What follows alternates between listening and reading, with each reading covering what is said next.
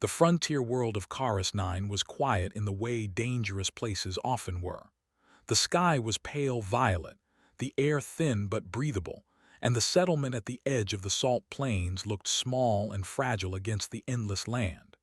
The alien residents lived simple lives. They farmed, traded, and stayed out of the way of larger powers.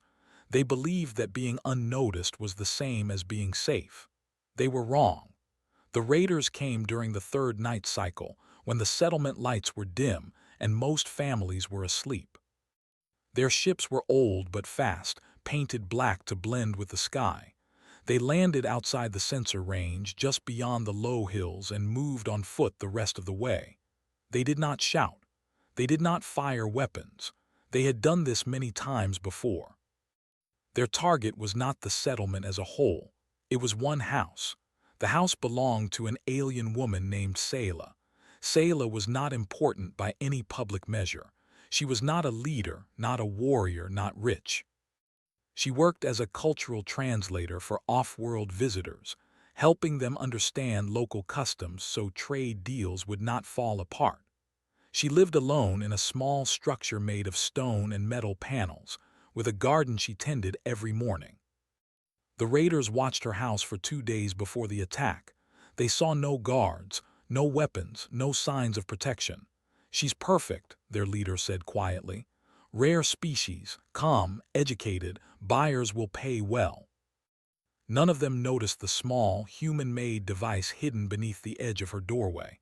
It looked like a piece of scrap metal. It was not. When the door was forced open, Sayla did not scream. She stood up slowly from her sleeping mat, her large, dark eyes calm but alert. She raised her hands the way she had seen humans do in danger. "Please," she said in careful trade language, "there is no need for harm." The raiders bound her hands and covered her eyes. They moved fast, exactly as planned.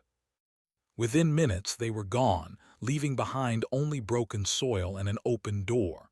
The settlement discovered the kidnapping at dawn. Fear spread quickly, but it was quiet fear. These people had learned that loud panic attracted more danger. Elders spoke in low voices. Some wept. Others argued about whether they should report the crime to the regional authorities. One elder shook his head slowly. "By the time help arrives," he said, "she will be gone beyond reach." Another elder looked toward Sayla's house at the open door. "She was connected," he said carefully, "to the humans." The others fell silent. Everyone in the settlement knew that Sayla had once lived among humans. She spoke their language with ease. She understood their expressions, their strange humor, their sudden silences. But she had returned years ago, choosing this quiet life. No one knew the full reason why. No one except Sayla herself. Bound in the back of the raiders' transport vehicle, Sayla felt the rough ground beneath her as they moved. Her wrists hurt, but she ignored the pain. She focused instead on her breathing, slow and steady. She was afraid. That fear was real, but beneath it was something stronger, trust. She remembered a different sky, a different world. She remembered fire and smoke and a human standing between her and an army. She remembered his voice, calm even then. "If anything ever happens," he had said, "you don't need to fight, you don't need to run, just make sure the signal goes out." The raiders did not know that the moment they crossed her doorway, the signal had already been sent. Far away, beyond Chorus 9 orbit, a small human military outpost floated in the dark. It was not impressive. It was not meant to be. It existed to watch, to listen, and to respond when needed. Inside the outpost, a quiet alarm sounded. A human technician looked up from his console. His brow furrowed as he read the signal code. His posture changed instantly. He did not hesitate. He stood and activated a private channel. "Sir," he said, "we have a priority signal." The man who answered did not ask questions. "Location," the voice said, "Chorus 9, civilian settlement." There was a pause, very brief. "Confirmed identity." "Yes, sir." The channel went silent. On a distant training world, a human stood alone at the edge of a vast field. He was older now, his hair touched with gray, his body marked with scars both seen and hidden. He wore no uniform, only simple clothing. To anyone else, he would have looked like a retired soldier enjoying quiet days. When the alert reached him, he closed his eyes for a moment. Then he turned and walked toward his ship. The ship was not large. It was not armed like a war vessel, but every system inside it had been modified by human hands that understood one thing very well: how to end fights before they became wars. As the ship lifted off, the automated system tried to suggest backup, escorts, and command approval. The human disabled those functions with practiced ease. "No delay," he said softly. "No audience." The ship entered faster than light travel. Back on Karis 9, the raiders reached their temporary compound just before dawn. It was an old mining facility surrounded by a tall metal fence. Automated turrets sat at the corners, powered by aging reactors. The raiders believed the place was secure. They had used it before. They removed Sayla's blindfold and pushed her into a small holding room. The walls were cold. The floor smelled of dust and oil. "You'll be fine if you cooperate," one guard said, though his voice lacked confidence. Sayla looked at him, really looked. "You should let me go," she said gently. The guard laughed, uneasy. "You think someone is coming for you?" She nodded. "Yes." The guard turned away, shaking his head. Outside, the raiders began preparing their next jump. They talked loudly now, relaxed, certain of their success. Then one of the perimeter alarms flickered. Not fully, just enough to cause a soft warning tone. "What was that?" someone asked. "Probably dust interference," another replied. "This place is old." But a few minutes later, another system glitched. A camera feed went dark and came back at the wrong angle. The raiders' leader frowned. "Run diagnostics," he ordered.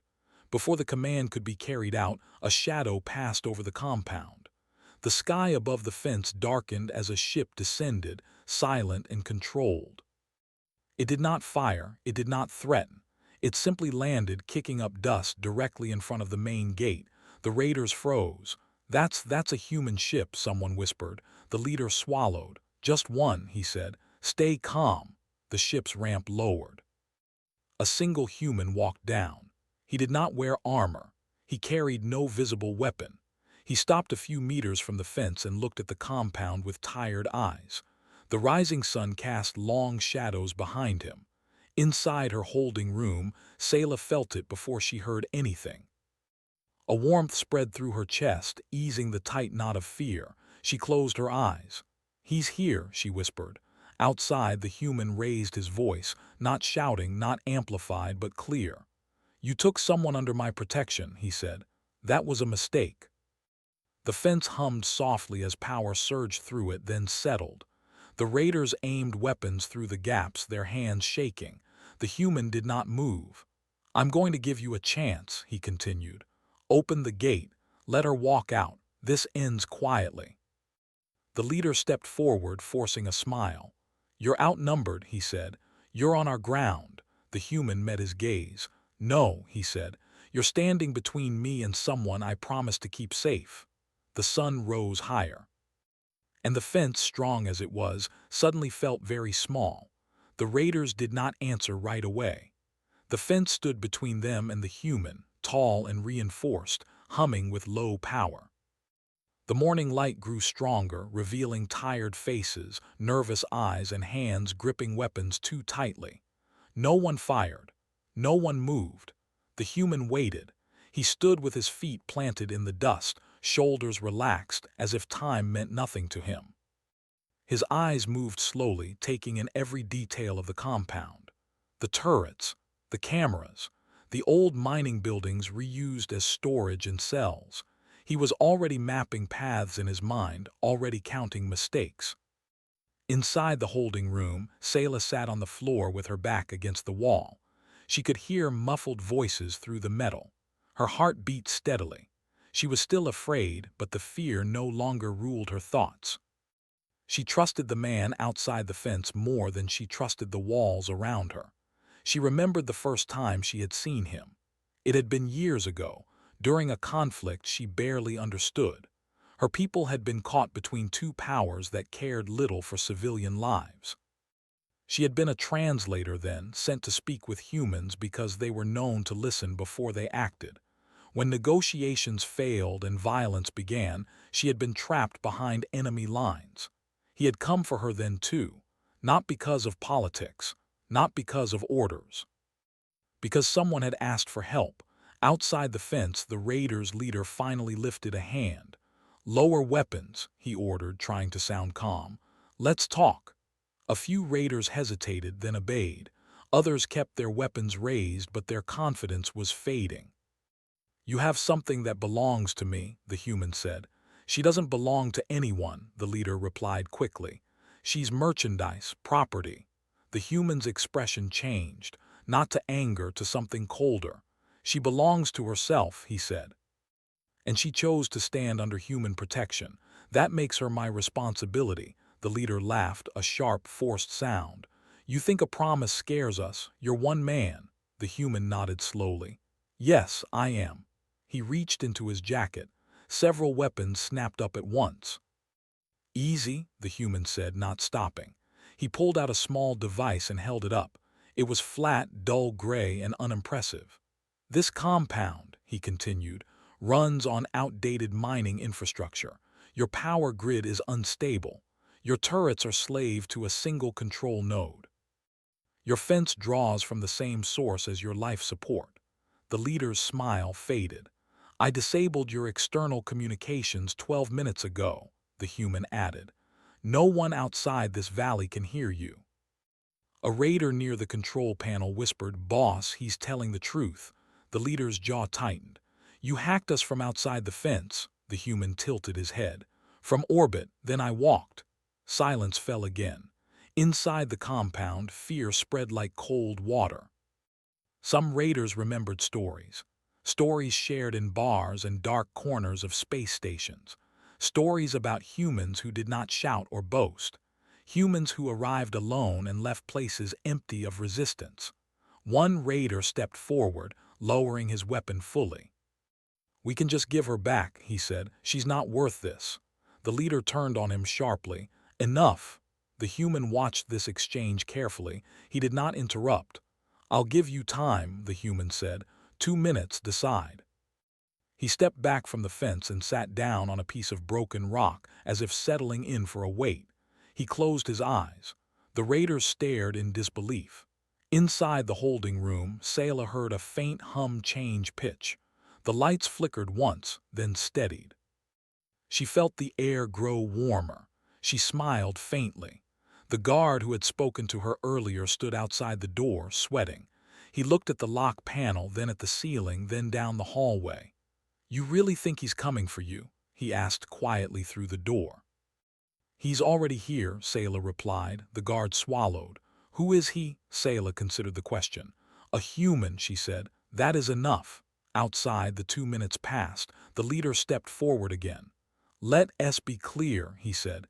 "If we hand her over, you walk away. No tracking, no revenge."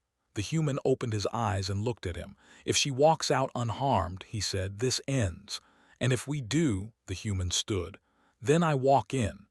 The simplicity of the words was worse than any threat. Before the leader could respond, one of the turrets on the far corner rotated suddenly and powered down. Another followed, then another. One by one, the compound's defenses went silent. Panic broke loose. "Get the backup generators online," someone shouted. "They're not responding." The fence flickered, then lost power entirely. The humming stopped. The gate stood open. The human did not move immediately. He waited, giving them one last chance to make the right choice. The leader looked around at his crew. He saw fear, doubt, and regret. He saw that control was already gone. "Bring her out," he said quietly.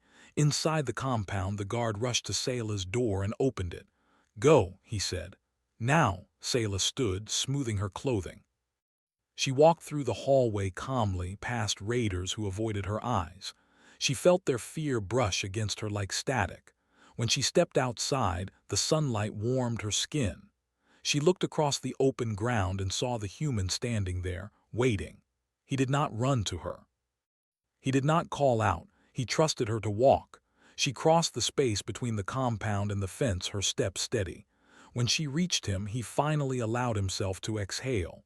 "You're safe," he said. "I knew you would come," she replied. He nodded once, then turned his attention back to the raiders. "This is where we part," he said. "You will leave this world. You will not return." The leader swallowed. "And if we do," the human looked at the compound, now powerless and exposed. "Then next time," he said, "I won't wait outside the fence." The raiders did not argue. As they prepared to leave, some glanced back at the human and the alien woman standing side by side. They did not see a warrior and a victim. They saw a bond they did not understand. As the raiders' ships lifted off and disappeared into the sky, the human turned to Sayla. "Are you hurt?" he asked. She shook her head. "No." "Good," he said. "Then let's go home." She looked at him, surprised. "Home?" He smiled faintly. "Wherever you feel safe," he said. The human ship lifted smoothly from the ground, leaving the old mining compound behind. Dust settled slowly where it had stood, powerless and empty. Inside the ship, the engines hummed with a steady, calming rhythm. Sayla sat in the passenger seat, her hands resting on her knees, watching the planet fall away beneath them. She did not speak at first. The human focused on the controls, guiding the ship into orbit. His movements were calm and precise, as if nothing unusual had happened. Only when the ship reached safe distance did he lean back slightly and release a quiet breath. "You're really not hurt?" he asked again. Sayla nodded. "Only tired." "That's allowed," he said. Silence filled the cockpit, but it was not uncomfortable. It was the kind of silence built on trust. Sayla looked at him, studying the lines on his face, the faint scars, the calm in his eyes. She had seen him like this before, after danger had passed, when he allowed himself to slow down. "You came alone," she said. "Yes." "They had weapons, numbers." "Yes." She tilted her head slightly. "You never doubted." He thought about that for a moment. "I planned," he said. "That's different." The ship jumped into faster-than-light travel, stars stretching into pale lines. Sayla closed her eyes briefly, letting the familiar sensation wash over her. She was safe, truly safe, but she also knew something important had changed. Back on the frontier world, the raiders' ships fled in different directions, each trying to disappear into the vastness of space. None of them spoke much. The fear followed them like a shadow. On nearby stations and trade routes, rumors began almost immediately. A compound shut down without a single shot fired. A raider group breaking apart overnight. A human arriving alone and leaving with an alien woman no one had thought mattered. Names were whispered. Some refused to say the name at all. Others remembered it from old records, old battles, and old warnings that had been ignored.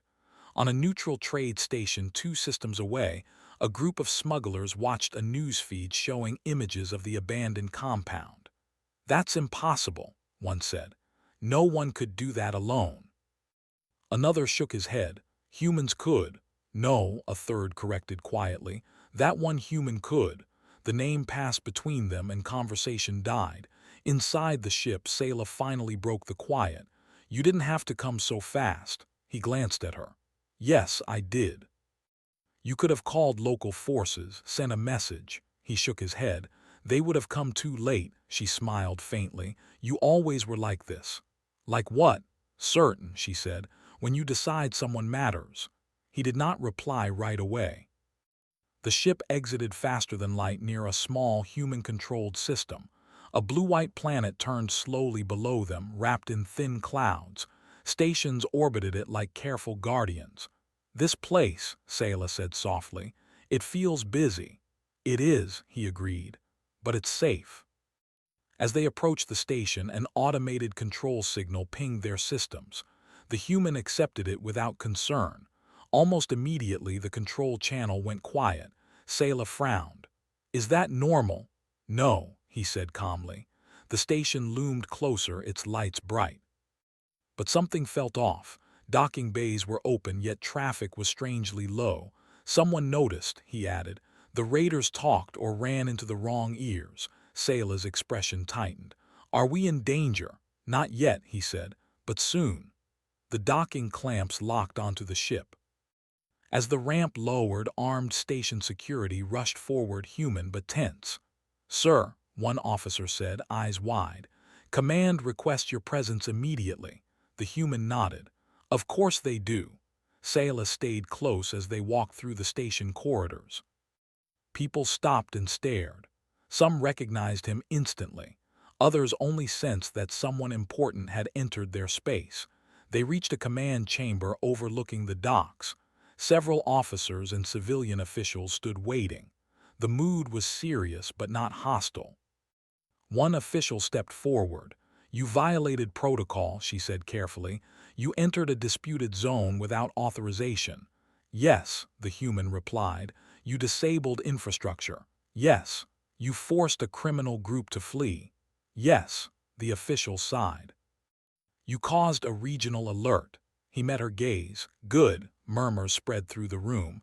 "And you did all this," she continued, "for one civilian." He placed a hand gently on Sayla's shoulder. "For a person." The room fell silent. One of the officers cleared his throat. "Sir, other groups are already reacting. They're nervous." "They should be," the human said. Sayla felt the weight of attention turn toward her. She straightened, standing taller. "I did not ask for violence," she said clearly, "but I will not apologize for surviving." The official studied her, then nodded slowly. "No one is asking you to." Another officer spoke up. "Sir, intelligence suggests the raiders were not acting alone. Someone hired them." The human's eyes hardened slightly. "I assumed as much." "They may try again," the officer continued, "or target others under human protection." "Then they misunderstand humans," he said. The official folded her hands. "What are you going to do?" The human looked around the room. "Nothing," he said. Confusion spread. "I'm going to do nothing loud," he clarified. "No fleets, no announcements, no threats." "And quietly?" she asked. He smiled faintly. "Quietly, I will remind them." Later, Sayla stood at the viewport, watching ships move through the docking lanes. The human stood beside her. "You've made things bigger," she said softly. "They were already big," he replied. "People just pretended they were." She looked at him. "I don't want others to suffer because of me." "They won't," he said. "Not because of you." "Because of you?" she asked gently. "Because of choice," he said. "They chose to take, humans choose to answer." A message alert chimed on his wrist device. He read it, then another. "What is it?" Sayla asked. "Warnings," he said. "From groups who suddenly remember old agreements." She smiled. "Fear travels fast." "Yes," he agreed. "But respect lasts longer." That night, Sayla rested in a quiet guest quarters provided by the station. She slept deeply for the first time since the kidnapping. Dreams of open skies replaced memories of dark rooms. The human did not sleep. He sat alone in his ship, reviewing data streams, watching movement across nearby systems. Patterns emerged quickly. Routes changed. Signals went silent, predators pulling back. By sunrise, the effect was clear. One act, one fence, one human, and the galaxy was adjusting. Far away in a hidden base, someone slammed a fist into a table. It was supposed to be simple. A figure in the shadows spoke calmly. "Nothing involving humans is ever simple." They took her back. "Yes. And now everyone is afraid." The shadowed figure leaned forward. "Good," they said. "Fear means attention, and attention means opportunity." The game was not over, but the rules had changed, and everyone knew it. The station did not feel calm anymore. Even though no alarms sounded and no weapons were drawn, tension moved through the corridors like a living thing. Ships arrived and left without warning. Messages were delayed or rerouted.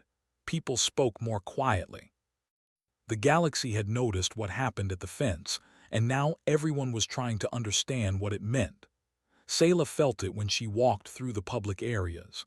Eyes followed her, not with fear, but with curiosity and something close to respect. Some beings stepped aside to give her space. Others whispered. She had lived among humans long enough to recognize the signs. Something important was happening, and she was part of it whether she wanted to be or not. She did not like that feeling. The human walked beside her, steady as always. He seemed unaffected by the attention, as if the station were empty and silent. "You don't have to stay here," he said quietly. "We can leave." Sayla shook her head. "Running makes stories grow," she replied. "I'd rather stand." He looked at her, then nodded. "That's a very human answer." They entered a smaller meeting chamber near the station's inner ring. This room had no windows, only a large table and soft lighting. Several representatives waited inside. Humans, aliens, traders, and security officials sat together, united by shared concern. The same official from before spoke first. "We've confirmed the intelligence," she said. "The raiders were hired. Payment was promised through indirect channels." "By whom?" Sayla asked. "We don't know yet," the official admitted, "but whoever it was expected you to disappear quietly." The human folded his arms. They underestimated how loud silence can be. A murmur of agreement passed through the room. Another representative leaned forward. "Since the incident, 4 criminal groups have abandoned active operations. 2 border conflicts have paused. Trade routes are shifting away from known danger zones." Sayla blinked. "Because of one rescue?" "Yes," the representative said. "Because of what it reminded people." The human said nothing, but his jaw tightened slightly. The official looked at Sayla. "You've become a symbol," Sayla frowned. "I didn't choose that." "No," the official agreed. "But symbols don't need permission." The meeting continued for hours. Plans were discussed. Borders reviewed, quiet protection strengthened. No declarations were made, no speeches recorded. Everything was careful and measured. When it ended, the human and Sayla walked back toward the docking area.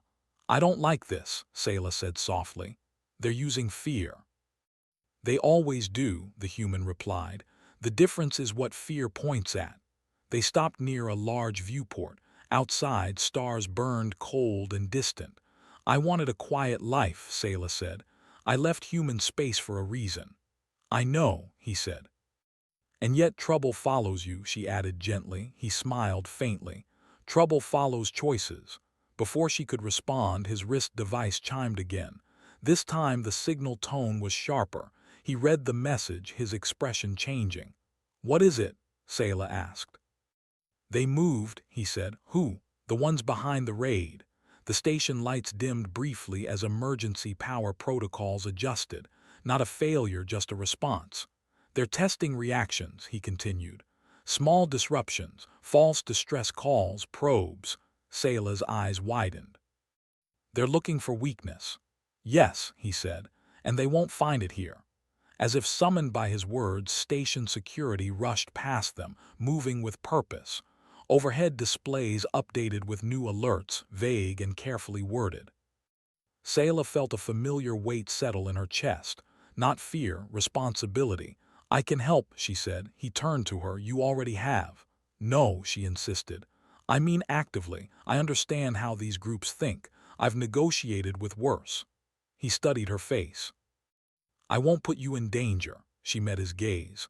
"I'm already in it." Before he could answer, the station trembled, not from impact but from proximity. A massive ship had exited faster than light nearby. Security alarms sounded softly, controlled but urgent. The viewport lit up as the ship came into view. It was not a warship, but it was large, armored, and unmistakably powerful. No known faction markings were visible. "That's a message," Sayla said. "Yes," the human agreed. "And a bad one." An incoming transmission request appeared on his device. He did not accept it right away. "They want to talk," Sayla said. "They want to test," he corrected. He accepted the transmission. A distorted figure appeared in the air between them, its features hidden by shifting light. Its voice was smooth and calm. "You have caused disruption," the figure said. "That is inefficient." The human did not respond. "You recovered the asset," the figure continued. "We are willing to compensate you for returning her." Sayla felt anger rise, sharp and sudden.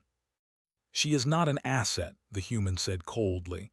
A matter of perspective, the figure replied. Your actions have destabilized several profitable operations. Good, the human said. The figure paused. You are alone. You cannot guard every protected being. The human leaned slightly closer to the projection. I don't have to. The figure tilted its head. Explain. Humans remember, the human said. And humans talk. Every group that saw what happened at that fence is already making new calculations. Sayla stepped forward. You wanted me silent, she said clearly. Instead, you reminded the galaxy why humans are feared. The figure's projection flickered. You believe this ends in your favor, it said. No, the human replied. I believe this ends. The transmission cut abruptly. Outside the viewport, the massive ship hesitated, then slowly pulled back, its engines flaring. The station did not cheer. No one celebrated. They simply breathed again. Later, Sayla sat alone in a quiet observation lounge. The stars drifted past as the station rotated. She wrapped her arms around herself, thinking. The human joined her after a while, carrying 2 cups of warm drink. He handed one to her. They won't stop, she said. No, he agreed. But they will change. I don't want to be hunted, she said, or protected like an object. He sat beside her. Then don't be either, she looked at him. What do you mean? You're not just someone under protection, he said. You're someone people listen to, use that. She was quiet for a long time. Will you stay? She asked finally. Yes, he said without hesitation. As long as it takes, she nodded, comforted by the certainty in his voice. Across the station, messages spread. Not warnings, not threats, stories. Carefully shared truths about a fence, a sunrise, and a single human who did not raise a weapon. On distant worlds, criminals reconsidered targets. Leaders reviewed old treaties with new respect. Civilians slept a little easier. And in the shadows, those who had ordered the kidnapping gathered again, speaking in lower voices now. The human did not attack, one said. No, another replied. He didn't need to. Silence followed. They all understood the same thing. This was no longer about one alien woman. It was about what happened when humanity decided to stand. The first light of sunrise glinted off the station's outer hull, spilling pale gold across the docking bays. Inside, the corridors were quiet, but the calm felt temporary, fragile, like a pause in a storm. Sayla stood near a viewport, her reflection staring back at her against the backdrop of distant stars. The events of the last days had left marks, not on her body but on her mind. She realized she no longer understood the galaxy the way she once had. It had changed overnight. And she had changed with it. The human stood beside her, silent. He did not need to speak to explain the gravity of what had happened. She could feel it in the controlled hum of his presence, in the way he moved through the station as though he owned nothing but the space he walked through, and yet could control everything around him. They're watching, Sayla said softly, eyes narrowing. He looked at her calm. They always are, but watching isn't the same as acting, and no one acts when they know they could lose everything. She shook her head. I never thought one human could make so much difference. He allowed himself a faint smile. Difference isn't measured by force. It's measured by certainty.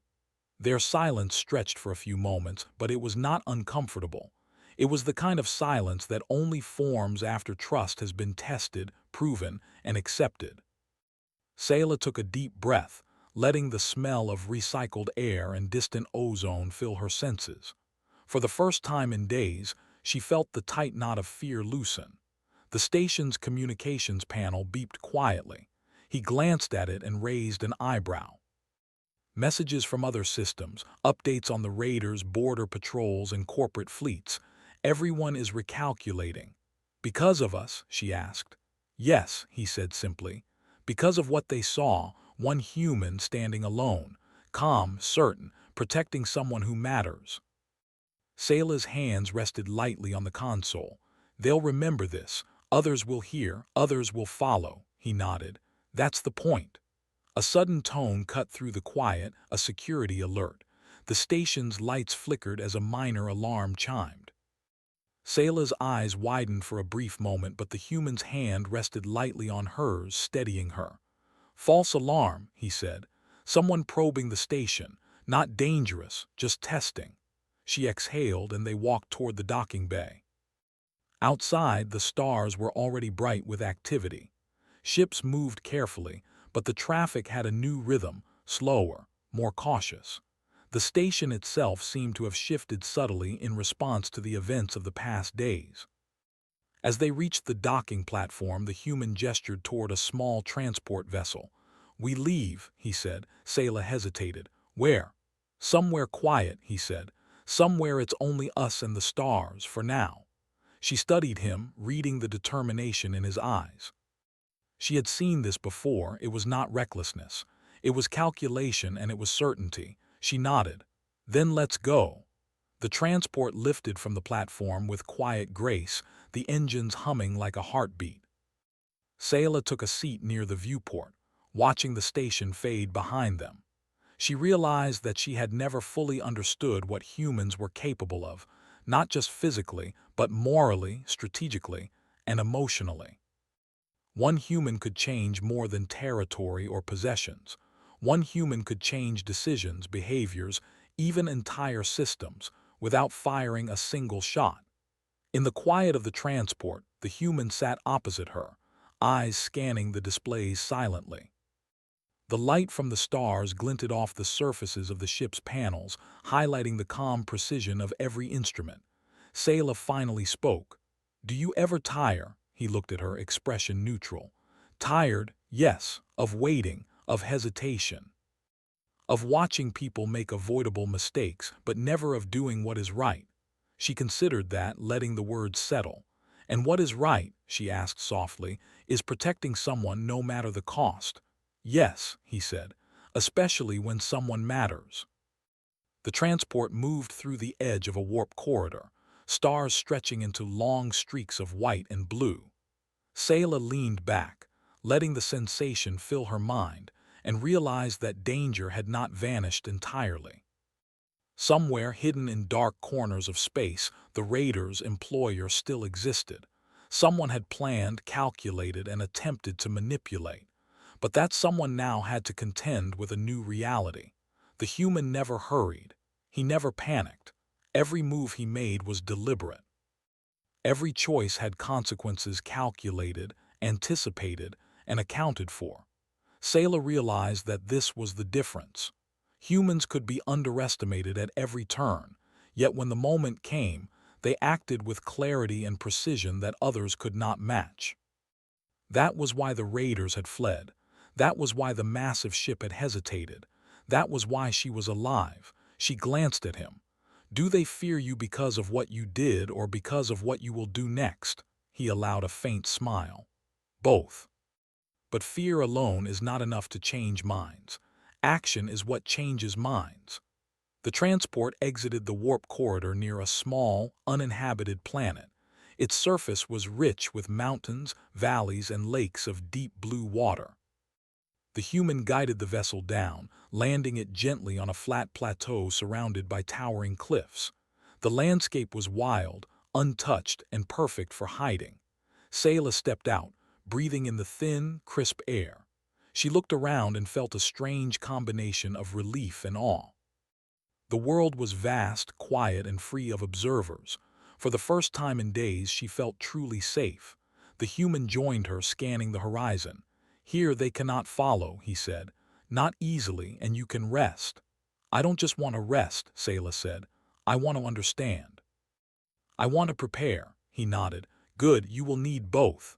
She looked at him, noticing the faint scars along his arms and face, reminders of past battles and sacrifices.